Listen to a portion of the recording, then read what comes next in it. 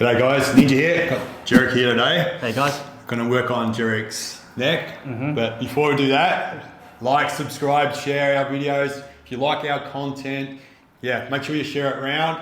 Have a look at our links below too, because we do offer a lot more like online courses, and come and see if you are in Melbourne as well, or look for some of our people that we've taught around the world, because they're getting out there, they're doing really good work, and so you don't have to just watch, you can receive it as well. So but Jerrick, tell me about your neck. You said you have a bit of problem with it. Yeah, just getting a lot of tightness. Like I've got that typical like grappler's neck. You know, we do a lot of neck work, or my neck is involved in a lot of my training during my wrestling grapples, or just training physically anyway. So a lot of these scalenes are just being very tight. It's also tied to my previous injuries in my shoulder, so I can definitely feel like sometimes it can be relatable. But all through this front of the neck, side of the neck, where it gets locked up, sometimes turning that to that left side also gets restricted. Yeah, cool man. So it'd be good to get some good release from the holy water. From the ninja. Yeah. Okay, so we're doing a dynamic treatment. So the really good thing about doing dynamic treatment is Jerrick's in his natural posture where he feels his neck. It's not when he's lying down, it's actually when he's turned his head or sitting and things like that. So we can kind of work him in that posture, and Jerrick can get involved. Once I kind of sink into it and kind of tune in a bit, then Jerrick can start to move a little bit and kind of use me as a massage tool. So he can kind of feel exactly, when you're receiving treatment, you can sense things coming up. So you can kind of work it so that you can get the angle better, so I can hit the spot even better. So I'm just sort of sinking in. I'm just slowly, like a snail, just going down along that SEM, I think that'd be called, the sternocleidoid massoid. Well, I don't think it's quite called that, but it's close. Ninja's bloody anatomy.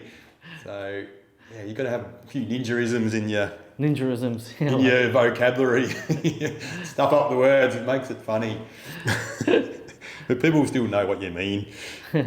SEM for short. SEM. Yeah, there's some gold in there for sure. So I'm feeling into that. So I'm going to just take my hand off your head and kind of let you kind of run the ship a little bit. So when you kind of go that way, I can feel that real stretch. Which way? Yeah, when you go up, but then when you're going down like that, I can feel like getting in deeper. So a combination of that would be good. Both are good. If I just kind of maneuver, just like that, I'm just doing a bit of exploring. So I can pull back as well a bit. So I can come back here. Anchor with this opposite hand, pull back. I can feel those transverse processes actually underneath there, and different muscles are kind of pulling back into my fingers as well. So I can feel like I'm flossing it and then working it as it's moving. So, and you've used minimal wax just to kind of get a good grip? Yeah, this is no wax. So you're not using anything. So it's a big thing with us. We're body workers. That means no oil. So we use a wax. It has got some oil in it, but bodywork traditionally just means no oil. So it's not like the sensual, fast-moving kind of more superficial bodywork or massage. So bodywork just means no oil. That's kind of the definition I've always kind of known. I didn't know that. So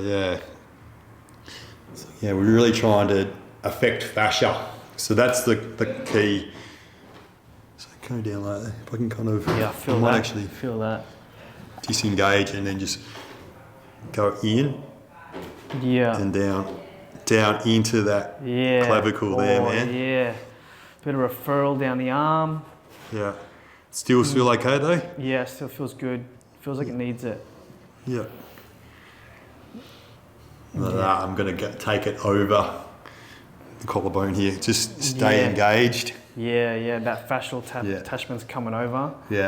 I'm helping out with my little finger there just to stay engaged. Like when you look at the muscle chart, platysma. It's kind of it goes over here, so it's continuation of that platysma. That's a good line.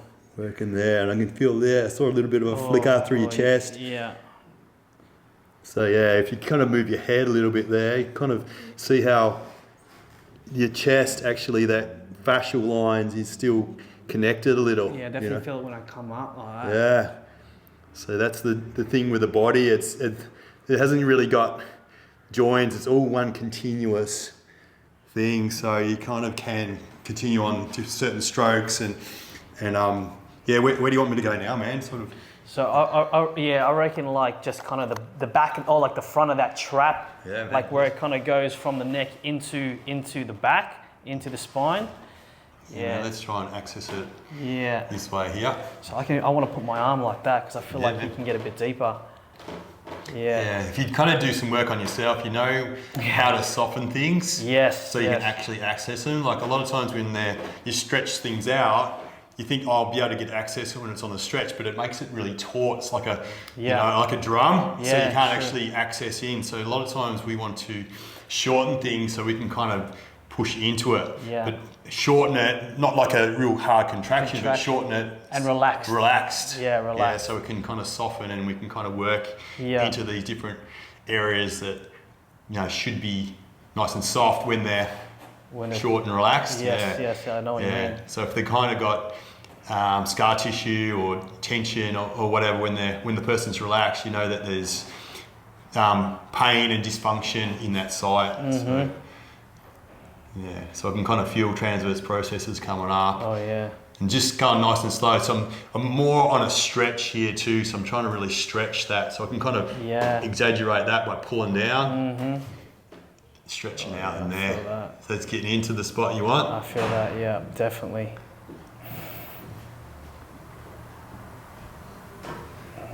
Yeah. So just going nice and slow, giving the body time to receive it, accept it, and time to melt, And that's the reason why myofascial work, can be really long lasting. You can, sometimes one trip, you can get rid of years and years of tension. It's because, it takes time to melt it, but it's the critical component of the muscle. It's the fascia, it's the container. It's a rubber fabric that contains, groups of muscles, so whole muscle groups, but then also the individual muscles, and then you can kind of break it down into the fibers, and then even deeper is the spindles within that as well. So there you go, with the bloody ninja's anatomy. Don't know much, but I know a few little things. It's in the long-term memory. So the fascia, and just like we were saying before, like it's that continuous nature of fascia, like from the outside of a muscle goes into the outside of a tendon and then to the outside of a bone, so that periosteum.